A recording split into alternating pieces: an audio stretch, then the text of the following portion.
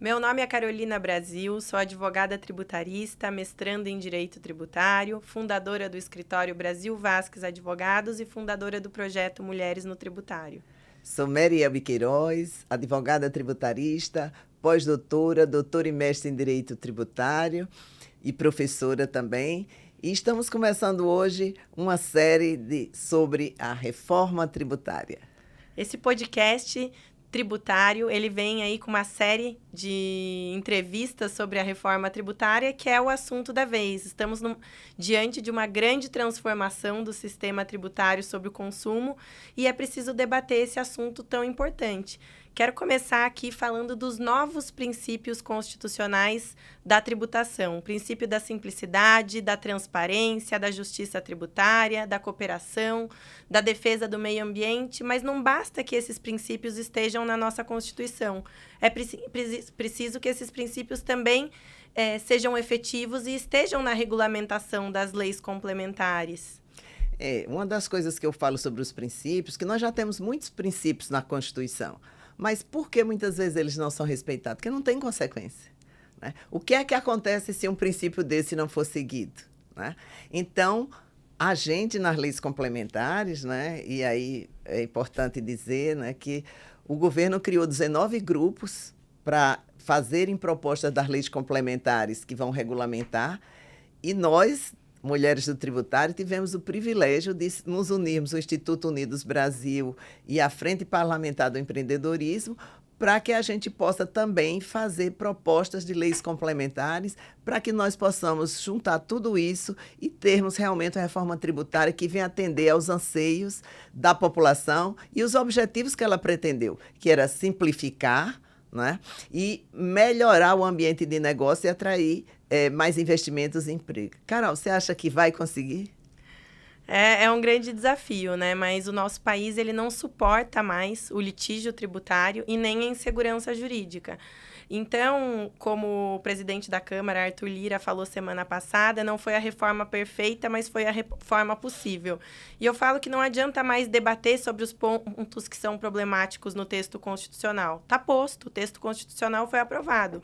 Agora, cabe a nós, cidadãos, e nós, juristas, principalmente especialistas em tributário, trabalhar ativamente, como esse trabalho brilhante aí da Frente Parlamentar do Empreendedorismo e do Instituto Unidos Brasil, para que esses princípios sejam perseguidos na regulamentação das leis complementares e para evitar possíveis problemas, porque a gente sabe que grande parte dos litígios tributários, eles vêm da questão da interpretação tributária, da complexidade do nosso sistema tributário, e queria que você falasse, Mary, aí dos novos tributos, né? Hoje nós temos PIS, COFINS, ICMS, ISS e IPI como os tributos do consumo, e quais são essas mudanças? Quais são os novos tributos? A reforma veio para simplificar exatamente porque 5 tributos com 5 exigências, 3 entes federativos, né, a União, 27 estados, 5.600 municípios, fazendo cobranças de tributos, lançamentos, autos de infração, interpretações divergentes. Vamos ter 5 tributos substituídos por 7 tributos. Por quê? ICMS e ISS vai ser o IBS, Imposto sobre Bens e Serviços, né?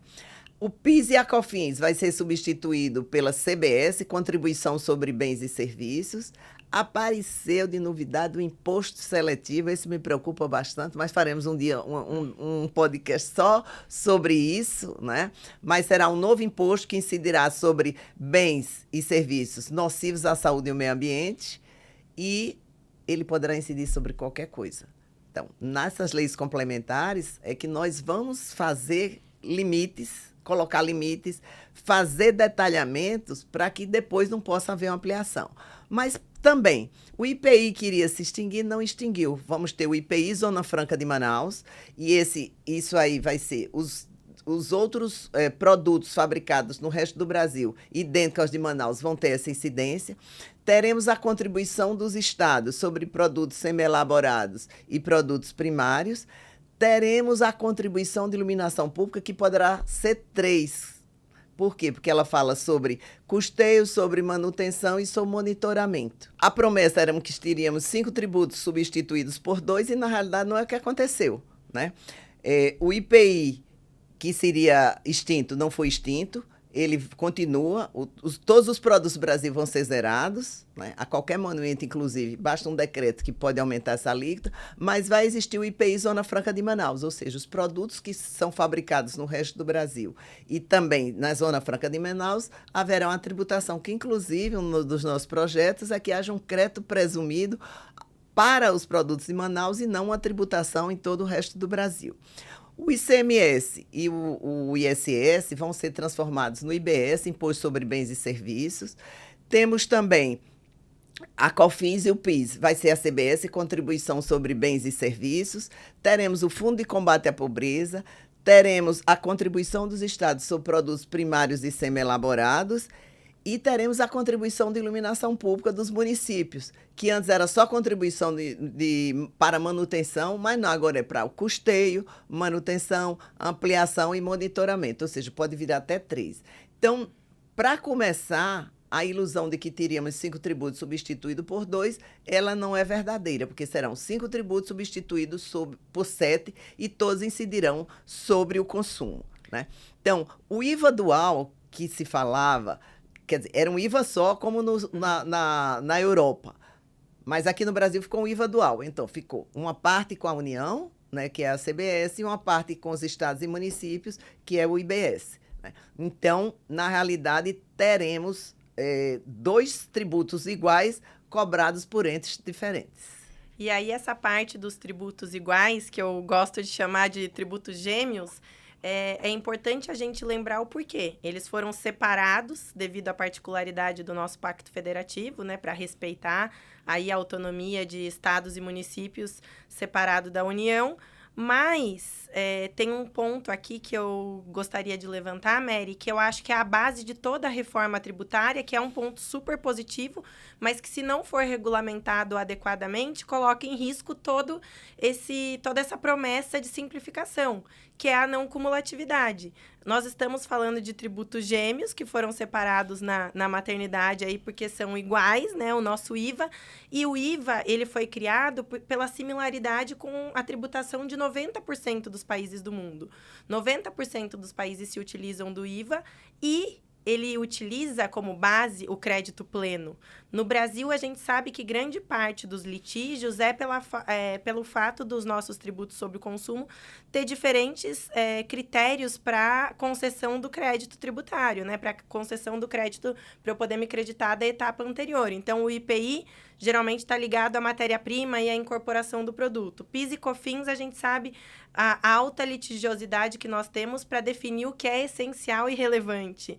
ICMS ligado ali à atividade produtiva, inclusive para energia elétrica, a gente precisa de laudos na indústria, por exemplo, para se creditar apenas da energia utilizada no setor produtivo, que causa uma dificuldade imensa para o empresário e que traz dados aí que nós temos do IBPT de 95% das empresas brasileiras cometendo erros em sua escrituração fiscal, o que é um número absurdo.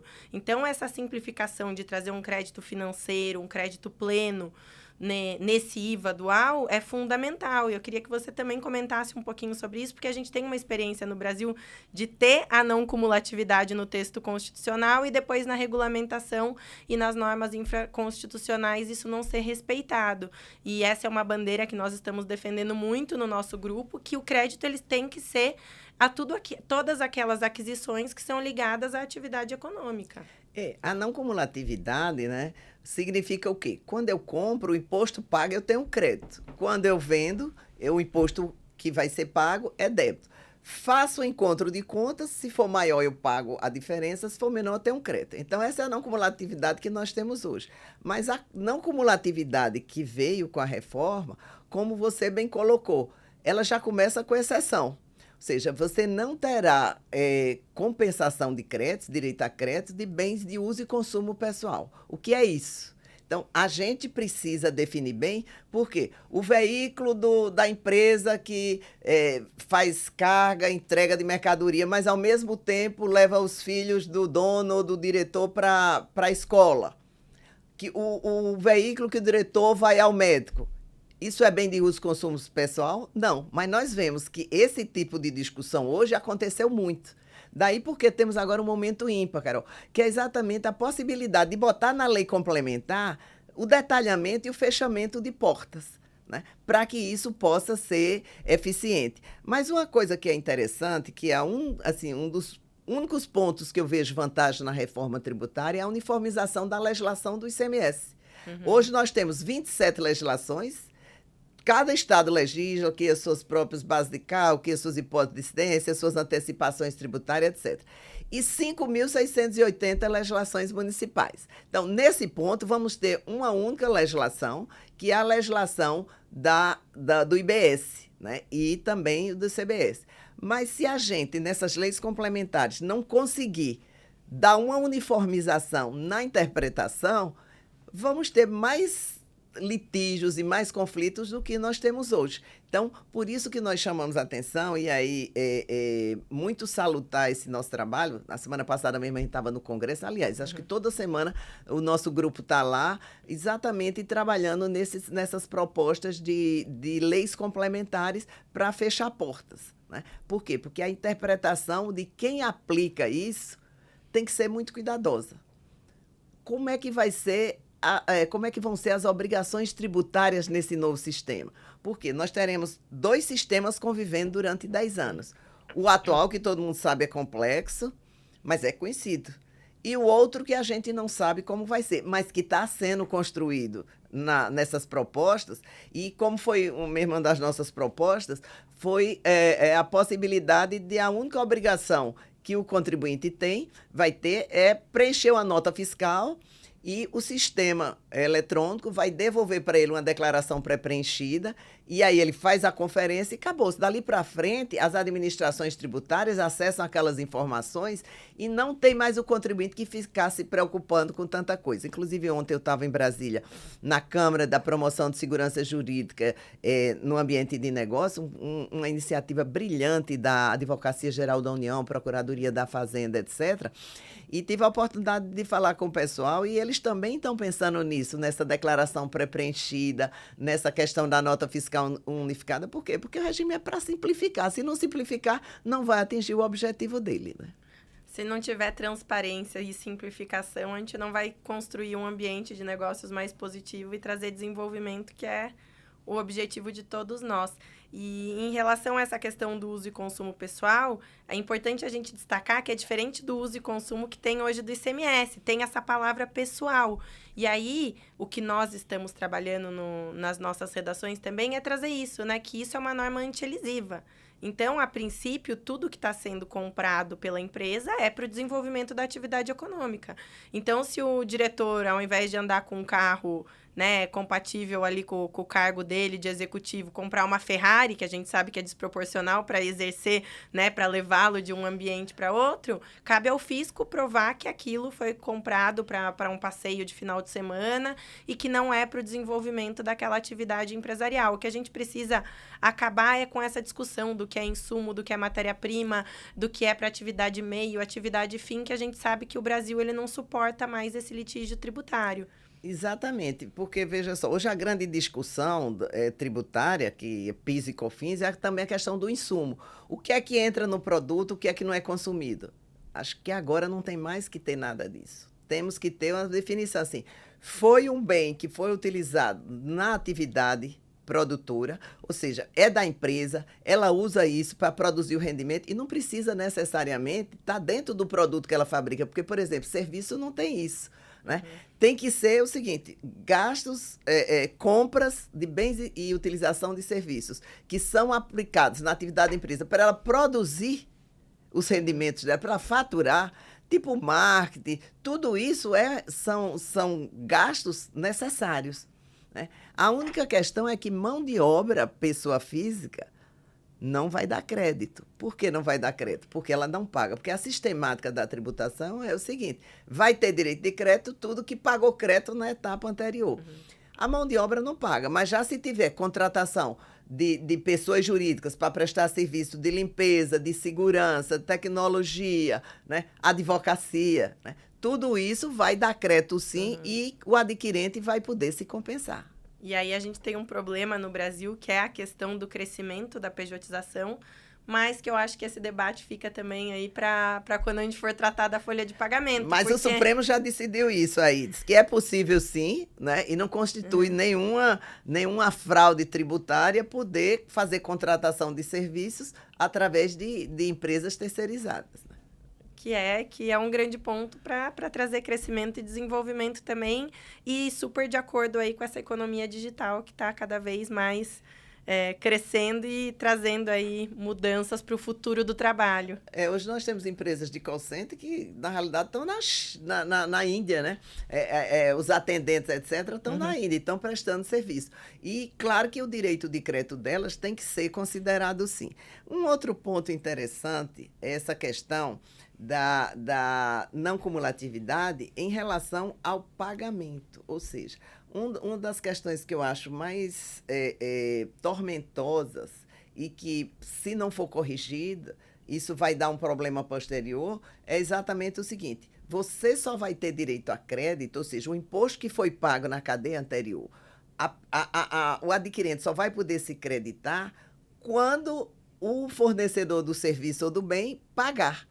Então, isso cria um condicionamento diferente do que existe hoje e isso pode impactar o fluxo de caixa das empresas. Por quê? Porque as empresas hoje, elas compram, têm crédito, elas vendem, têm débito, faz aquela diferença que eu já expliquei. Mas o que é que acontece? Na nova sistemática, se permanecer isso, que é uma coisa que a gente está sugerindo tirar, porque a Constituição botou poderá, então sempre que a Constituição bota poderá, pode ser que não seja regulamentado. Que aí é o que seria correto. Nenhum país do mundo que tem IVA tem esse condicionamento. Então, já que as pessoas gostam tanto de copiar os modelos de fora, não tem. Então, por que esse? Se é uma questão de fraude para evitar, para controlar, etc., isso é questão de fiscalização, é questão de controle tecnológico, inclusive, sobre isso aí. Mas esse condicionamento ele vai ser prejudicial para a indústria, vai ser prejudicial para o comércio e prejudicial para os estados e municípios. Porque os estados e municípios só vão poder também receber a distribuição da receita dele depois que tiver a compensação. Então, imagine hoje, compra, o ICMS vai ser recolhido direto para o estado. Debita, vai ser recolhido para o estado. E os estados hoje têm acúmulos de créditos horríveis. Né? Mas, na nova sistemática, compra, o imposto vai para o comitê gestor. Eu vendo, vai o débito para o comitê gestor. Depois que o comitê gestor fizer o encontro de contas entre créditos e débitos, é que ele vai fazer o repasse para o estado e para o município. Isso aí tem que ser uma coisa muito bem feita, inclusive criando prazos exíguos, mas isso pode impactar não só o fluxo de caixa da empresa, como o próprio fluxo de caixa dos governos, dos estados e dos municípios, que agora eles vão perder o poder de legislar. Antes eles mandavam fazer desvaziar no ICMS e no ISS. Agora não. Vai ser com o comitê gestor. Por isso que o comitê gestor tem que ser um foco muito grande das nossas atenções na hora de legislar a lei complementar que vai regulamentar. Porque terá aí um grande poder, já que vai administrar o dinheiro de todos os nossos municípios e dos nossos estados, né? E em relação a esse condicionamento, existe a possibilidade da implementação do split payment, né? Que a gente fala que o Brasil tem bastante tecnologia, de fato, a nossa tecnologia do nosso fisco, dos nossos bancos, ela é muito boa, mas se isso vai funcionar ou não, a gente não tem uma experiência positiva aí em outros lugares do mundo. Mas o que nós estamos colocando foi solicitado que tenha um projeto de lei só para o split payment, se ele vier, né, mesmo a ser implementado. Mas o que nós já estamos colocando para proteger o contribuinte é que o contribuinte não pode ter problema de caixa, então que se for implementado o split payment, que seria separar o tributo, né, do pagamento do fornecedor e já aí esse tributo já ficar essa retenção direto para o fisco, que pelo não funcionamento do sistema o contribuinte não pode ser penalizado e que também deveria haver essa apuração simultânea, para que não haja problema de fluxo de caixa, porque eu tenho destacado ali, mas eu vou fazer débito e crédito. Então, o responsável por esse sistema, né, vai ter que fazer essa apuração de forma simultânea. Mas aí tem uma questão interessante, Carol, que não existe nos outros países também. É o seguinte, nós temos muita compra a prazo. Então, eu estou no meio da cadeia. Né? Compro da indústria a prazo. Então, o recolhimento do tributo vai ser parceladamente. E quando eu vender, eu vendo à vista. Então, o meu tributo eu já tenho que recolher de imediato. Então, como é que fica o caixa? Né? Ou seja, o caixa vai ser abalado. E isso aí, realmente, eu não vejo como possa ser corrigido só eletronicamente. Eu acredito que a lei vai ter que dar um crédito, alguma coisa presumida com a compra, porque se for o condicionamento ao pagamento, podemos ter sérios problemas aí de caixa das empresas, tendo que desembolsar valores e ficando com crédito. E aí, o crédito não é compensado com esse, vai ser compensado com outro, mas isso pode gerar créditos para as empresas que vão ser restituídos como? Aquela previsão que diz que quando chegar em 2032, parece distante, né, 2032, mas está aí. Veja, chegar em 2032, eles terem que fazer uma homologação dos créditos acumulados. E aí, posteriormente, eles vão ter 20 anos para receber esses créditos. Isso aí, eu acredito que na lei complementar também a gente tem que procurar cercar e limitar. Essas leis complementares vão ser importantes porque elas quem vai dando amplidão do poder ou o limite desse poder, né? Com certeza, elas vão trazer mais detalhes, né, do que de todo esse funcionamento. E por isso que nós precisamos todos participar ativamente aí desse debate, porque senão, ao invés de simplificação, teremos complicação. Mais complicação, né? E mais litígio também, que era dos objetivos de acabar com isso aí. A reforma ela tem sido bastante debatida por todo mundo, né? Mas os próprios parlamentares ainda não conhecem com profundidade. Então, a imprensa, os profissionais, os formadores de opiniões têm que se voltar mais para o detalhe, porque a filosofia da reforma ela é linda. Né? É o que todo mundo quer, um sistema justo, transparente, simples, etc. Mas quando a gente vê o texto constitucional, e até porque ele também não poderia ser tão detalhado, você tem o quê? Você tem a possibilidade de que muita coisa não seja detalhada na minúcia e fique à mercê de interpretações, tanto da administração fazendária federal, estadual ou municipal, ou do comitê gestor, que a gente não sabe nem como é que vai ser composto e quem vai compor esse comitê gestor. Né? O comitê gestor são 54 pessoas, 27 dos estados e 27 dos municípios. Né? Qual vai ser o critério? Se for para indicar representantes das secretarias de fazenda, o município não tem como, de 5.600 municípios, reduzir apenas para 27. Mas eu acho importante também que a gente, eu até estava debatendo isso no grupo, colocar representantes das sociedades, das confederações. O pagador de imposto tem que opinar. Ou seja, não pode vir uma regra pré-pronta para que ele tenha que cumprir, obedecer, pagar. E se não obedecer a interpretação que for dada, ele ser penalizado, então ele tem que opinar sobre o que é melhor para ele. Né? Que é uma outra coisa que a gente também tem defendido, que diante de tanto aparato tecnológico, de tanta novidade, a primeira fiscalização para o contribuinte tem que ser para orientar. Sai a lei, ele lê, interpreta e paga. Aí vem 3, 4 anos depois, uma autoridade fiscal estadual diz, não gostei dessa interpretação, não é assim, tome multa. Aí chega a Fazenda Federal, não gostei dessa interpretação. E chega a municipal. Então, isso não pode poder acontecer. O contribuinte não pode ficar sujeito a 3 fiscalizações, 3 autos de infração. Como você disse, o tributo é gêmeo, é o mesmo, né?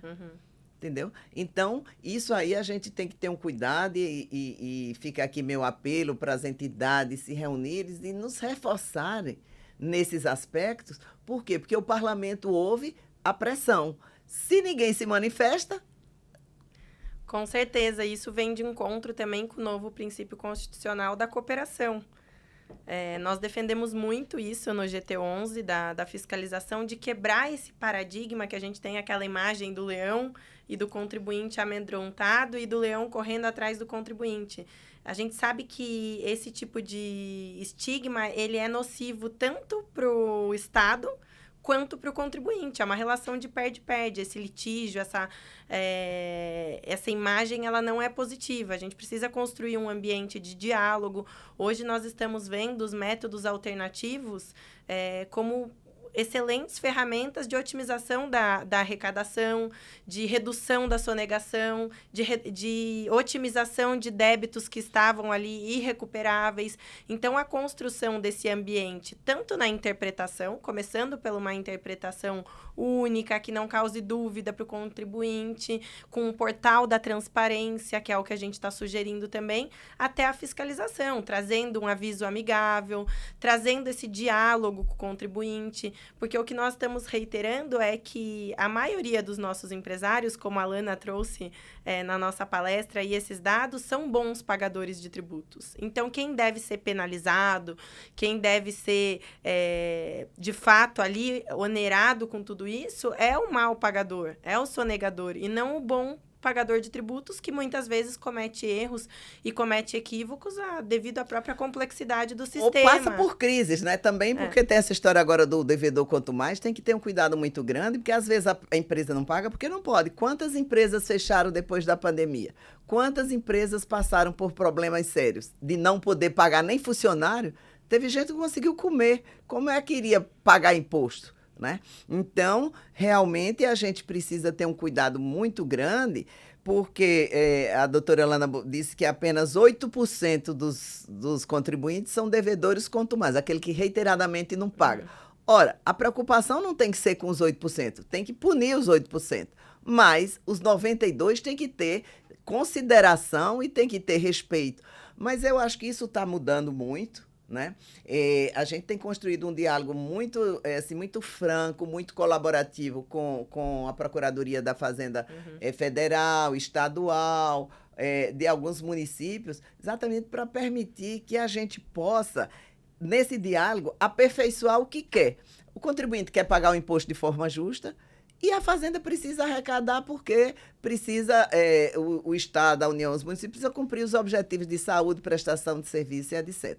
Então, é importante esse diálogo, é importante a participação, porque às vezes muitos setores, eles estão parados lá e a gente não consegue saber o problema.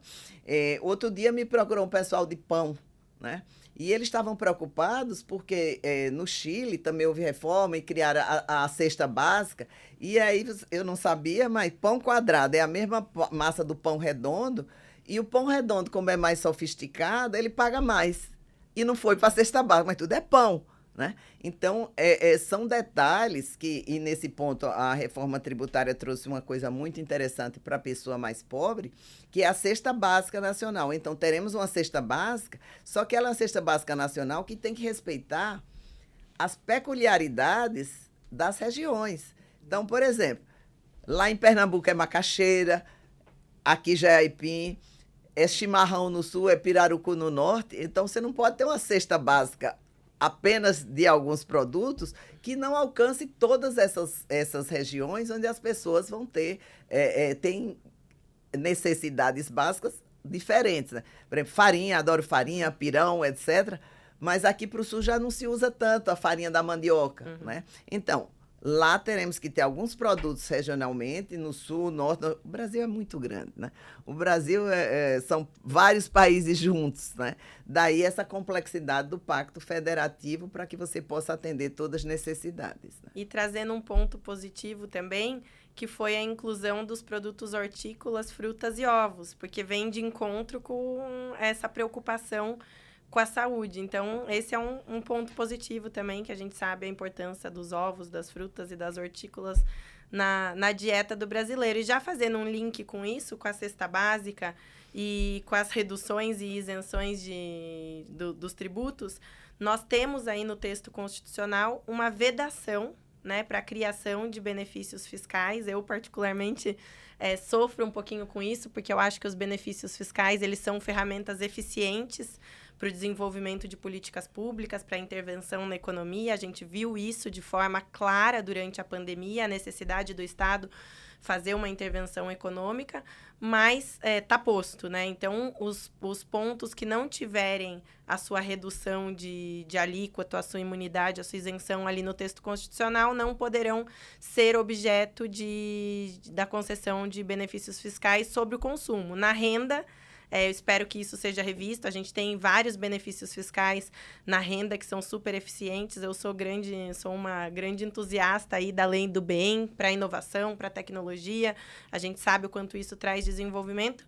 E aqui eu vou trazer um pouquinho da redução do que nós temos de 100%, que são os itens de cesta básica, hortícolas, frutas e ovos, serviços prestados por instituição científica, ProUni, automóveis para pessoas com deficiência, reabilitação de zonas urbanas e históricas, de difícil recuperação, dispositivos médicos e bens de capital. Mary, queria que você completasse aí os outros que nós temos de redução de até 60% e também o de 30% que foi inserido no texto. É interessante porque essa escolha da redução, do percentual de redução, foi com base em estudos que levavam em consideração a alíquota de 25%.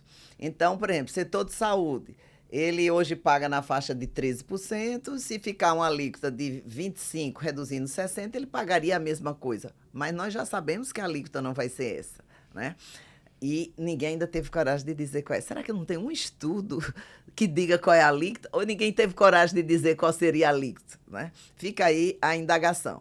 Mas admitamos que seja 27% e 30%, vamos ter setores que vai ter redução. Medicamentos. Eu entendo que alguns medicamentos teriam que redução de 100%. Tá? Aí você tem também serviços educacionais, né? Veja, o Brasil é um país carente com deficiência.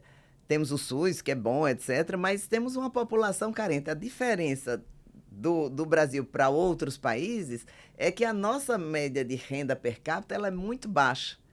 E outro dia eu estava andando em discussão e o pessoal, mas por que não aumenta o imposto de renda para arrecadar mais? Porque ele não daria a mesma arrecadação. Por quê? Porque em países subdesenvolvidos e países mais pobres funciona a tributação sobre o consumo. Por isso que, novamente, a gente tem a tributação sobre o consumo no foco e provavelmente com a alíquota que vai pesar. Então, apesar desses serviços de transporte, dispositivos, etc., isso aí vai ter uma alíquota reduzida em 60%. Ou seja, se a alíquota for 30%, ele vai reduzir, se vez de 18%, vai reduzir 18%, ficaria uma alíquota de 12%. Né? Mas aí o que é que acontece? Hoje eles pagam menos. Então, isso aí provavelmente pode ser que impacte no bolso da pessoa mais pobre.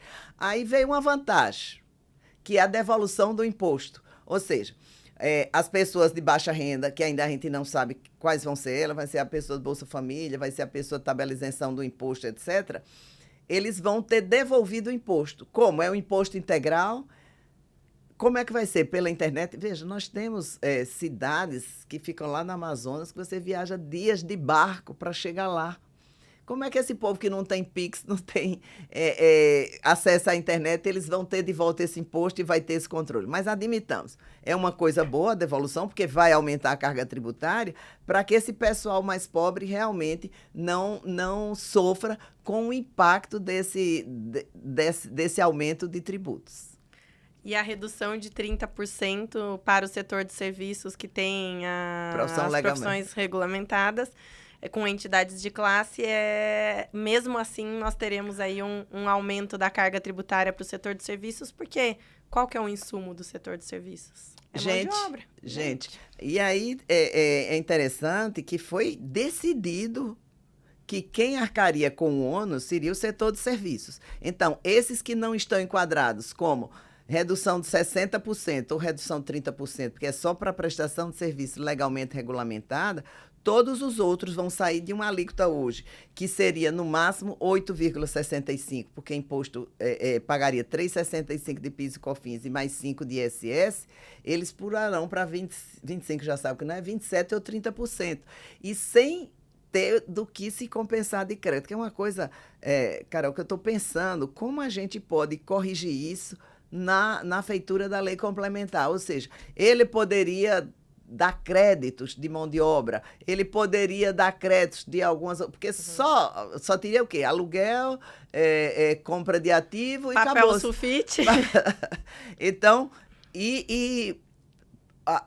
o setor de serviços, ele tem influência danada na própria cadeia da indústria e do comércio. Por quê? Porque se a indústria contratar segurança, contratar planos de saúde, contratar serviço de contabilidade, serviço de advocacia, empresas de engenharia, tudo isso for contratado, esse pessoal vai pagar mais imposto, consequentemente vai aumentar o preço do serviço. E isso vai aumentar o custo da indústria, né? Então, é uma coisa também para se refletir como a gente poderá trabalhar nisso e aí aceitamos sugestões, né? Eu acho que aqui também pode ser um veículo, cara, onde as pessoas enviem sugestões, né? A gente tem os nossos...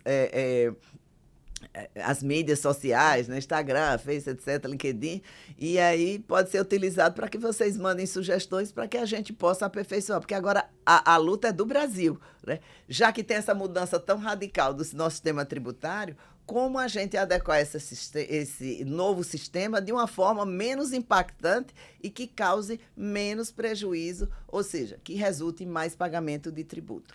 A questão fundamental também é que, além da carga tributária, é a questão das obrigações acessórias, do cumprimento disso aí. Porque isso também tem um custo para as empresas. Com certeza. O custo da conformidade no Brasil ele é muito alto. E por isso que nós estamos perseguindo ali o que tem no texto constitucional no sentido de simplificação das obrigações acessórias, porque a gente não tem parâmetros para isso. Então, como você falou, a ideia de uma única obrigação acessória é fundamental, porque hoje no Brasil nós precisamos preencher diversas vezes a mesma informação.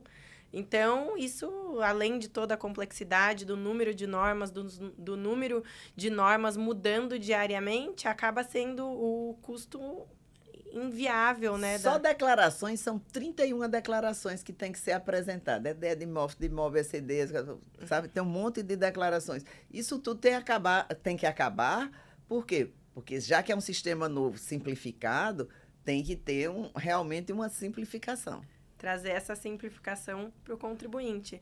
E aqui eu queria falar um pouquinho dos créditos presumidos que ficaram, que foi para transportador autônomo. Então, isso favorece muito. A gente sabe que no setor logístico do Brasil, a logística no Brasil é super importante. Nós sabemos dos caminhões, né?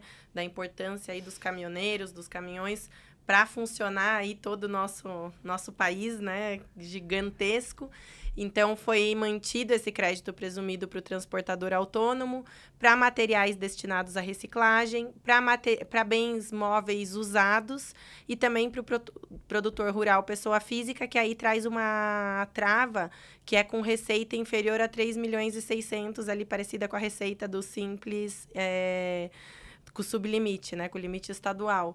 Então, eu acho isso justo, porque o produtor rural pequeno, ele precisa realmente desse incentivo, mas também é justo que o produtor rural, quando, né, começa a crescer e começa a se estabelecer, também venha para essa profissionalização e venha, né, porque, de fato, o agro é uma indústria no nosso país, é a base da nossa economia. E da exportação, né? E são empresas. Então, que se profissionalize e se organize também, que num determinado tamanho ele já consegue isso e esse benefício acaba ficando realmente para o pequeno produtor rural. E aí eu queria entrar num assunto que vem dando bastante polêmica também, que é o Simples Nacional.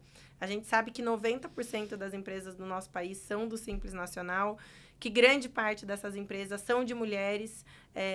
O Simples ele tem aí uma grande relevância para o emprego no Brasil também, ele emprega grande parte dos brasileiros e nós estamos na iminência de comprometer a competitividade do Simples, porque o texto constitucional ele traz duas possibilidades. Ele mantém a possibilidade do regime de arrecadação simplificado, mas ele traz a possibilidade, ou se eu estou no regime de arrecadação simplificado, eu dou o crédito ao meu adquirente do valor efetivamente pago, ou seja, daquele valor reduzido.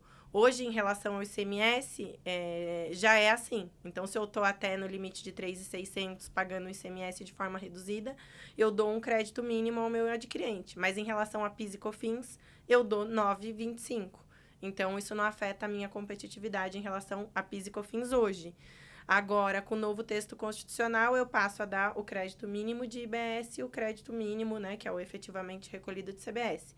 Existe também a possibilidade de eu passar para o regime não cumulativo apenas referente a IBS e CBS.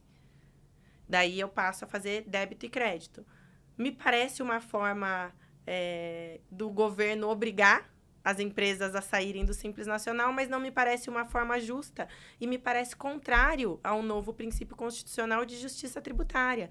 Porque a gente sabe que, além, né, da diferença de alíquotas aí para um IVA de 25%, 27%, quem sabe 30%, não é só isso, o preço da conformidade. Parte da simplificação e do princípio do simples existir é essa simplificação. A gente sabe o preço de uma contabilidade para uma empresa que está no simples é diferente de uma empresa que está no regime não cumulativo. Então, existe toda uma complexidade. Inclusive, a gente tem um parâmetro que na Índia, né, ocorreu a reforma tributária e que as empresas, as pequenas e as médias empresas, elas foram prejudicadas com o preço da conformidade. E queria que você trouxesse aí um pouquinho a sua opinião sobre esse tema, que eu sei que é um tema espinhoso, mas que a gente não pode deixar de debater, porque muitas dessas grandes empresas também que a gente tem no Brasil, elas dependem das empresas do Simples Nacional, que às vezes estão ali no meio da cadeia como fornecedoras. Essa questão de micro e pequena empresa, assim, eu me sinto super à vontade para falar, porque o nome Lei Geral da Micro e Pequena Empresa fui eu que dei. Trabalhei na Reforma Constitucional de 2003, né, exatamente para fazer um sistema diferenciado, mais benéfico e mais simplificado para a microempresa. Era isso lá. Mas como está sendo desenhado? E depois as legislações foram limitando, criando substituição tributária, antecipação, mesmo para as empresas do Simples, que o Simples ficou complexo. Que é uma das coisas que a gente tem que ter muito cuidado para não deixar a porta aberta agora nessas leis complementares, senão daqui a um tempo vai ser a mesma coisa. Mas o que é que acontece com as empresas do Simples? Como você falou, quem mais gera emprego no Brasil, e ela não trabalha com muita tecnologia, com maquinário, ela trabalha com mão de obra mesmo. Então, gera um emprego, né? E a maioria das empresas, realmente, porque a gente tem uma pirâmide de empresas, lá no topo fica um número pequeno de empresas e embaixo fica o grande número, que chegam a quase 70% das empresas brasileiras são micro e pequenas empresas, né? O pessoal fica com raiva dizendo, tem sonegação. Fraude e sonegação é combatida com fiscalização e punição em outro momento. Não pode, se em nome da fraude, por conta que existem erros, se desvirtuar uma legislação. E a micro e pequena empresa, com essa possibilidade de ela sair do sistema para pagar integralmente o IBS e a CBS para poder dar o crédito integral, significa extinguir com a micro e pequena empresa. Porque só ficaria o quê? Contribuição previdenciária e imposto sobre a renda na sistemática. E ela seria tratada igualmente a uma outra empresa. Então, é injusto e a lei não acabou com a micro e pequena empresa, formalmente, mas você vai ver que, na prática, ou elas saem para dar o crédito, ou a concorrência vai acabar. Por quê? Porque se você tem uma empresa do lucro presumido, por exemplo, que está na sistemática geral da não cumulatividade, e as duas estão concorrendo, a de cá pode muito bem ter um preço melhor, ainda dá o crédito. E a daqui não vai conseguir concorrer, porque ela vai ter um preço, tendo em vista o próprio tamanho de produção, etc., o preço dela vai ser mais caro e ela não vai dar o crédito. Aí ela saindo, ela se acaba. Então, realmente tem que ter, e aí eu acredito que é a sua ideia, de ser dado um crédito presumido, para que a micro e pequena empresa dê o crédito presumido para o adquirente. Por quê? Não só em meio de cadeia, né? Na indústria, no comércio, etc., fornecedores de produtos e serviços, né, principalmente de serviços, o que é que acontece? Eles vão afetar o preço geral, né? Ou aquele que já está no final vai afetar o preço ao consumidor final. E quem termina pagando vai ser o pessoal de classe média, porque se o pessoal de mais baixa renda vai ter a devolução do imposto, que eu ainda fico sabendo como é essa operacionalização, como é que vai ser a operacionalização e como vai ser essa classificação. Inclusive, parece que já me apresentaram algum projeto nesse sentido, né? Se isso vai ser um parâmetro, vai terminar afetando a própria micro e pequena empresa. O objetivo delas era formalizar, e deu certo, esse é um projeto que deu certo, porque no momento que começou, eram milhões de empresas na informalidade, sem dar nota, aí não pagavam imposto nenhum, os colaboradores, eles não tinham previdência, não tinham série de coisas. Quando foi feita a sistemática, próprio estudo do Sebrae, imediatamente milhares de empresas se formalizaram. Então, trouxeram essas empresas para a legalidade, para arrecadar tributo, etc. Então, eu acho injusto nesse momento, em nome dessa reforma tributária, ou porque tem sonegações. Se tem sonegação, a eficiência fiscal tem que funcionar. E não mudar toda uma sistemática por conta disso. Até porque é um mito também que as empresas do Simples Nacional recolhem menos tributos do que as empresas do lucro real. Recentemente, eu consultei um dado da Receita Federal do Brasil, em que eles trazem que as empresas do Simples Nacional, elas recolhem, em média, 8,2% de tributos em relação ao seu faturamento, enquanto empresas do lucro real, 6,99%. A gente sabe os benefícios fiscais que tem no lucro real, utilização de prejuízo fiscal, existem inúmeros mecanismos de reduzir a carga tributária. Então, esses dados, eles não refletem a realidade. É importante a gente trazer isso também para não prejudicar a nossa economia, porque o Simples, ele é a porta de entrada do empreendedorismo no Brasil. E a gente tem que lembrar da curva de Laffer, que existe um certo parâmetro ali que, se você aumenta a carga tributária ou que se você inviabiliza, você cria sonegação e informalidade, que é o que a gente não E dá o efeito contrário, né? Cai a arrecadação. Quando você aumenta demais ao invés de arrecadar mais, você cai a arrecadação. Bom, acho que estamos chegando nos minutinhos finais, então, trazendo um pouco desse assunto da reforma tributária sobre o consumo, que muda significativamente a tributação sobre o consumo no Brasil e que é de interesse de todos os empresários, de toda a sociedade também. Porque todo mundo paga imposto, todo mundo. Seja diretamente ali as empresas ou você no supermercado comprando o seu arroz, o seu café, isso vai impactar diretamente nos produtos de toda a economia, então é uma causa que interessa a toda a sociedade. Temos que participar e a sociedade não pode se omitir, porque é quem é o pagador do imposto. Não existe um ser diferente. Somos nós mesmos, eu, você, que todo mundo que paga imposto. Até a empresa, muita coisa ela repassa no preço e vai o consumidor final, ou seja, é o povo quem paga o imposto. Então, vamos à luta, porque quem não luta pelo futuro que quer, tem que aceitar o futuro que vier. E por isso que estamos participando ativamente aí desse debate e desse momento histórico da sociedade participando do processo legislativo. Obrigada, Carol, por estarmos aqui juntas mais uma vez. Vamos em frente. Vamos em frente. Até a próxima.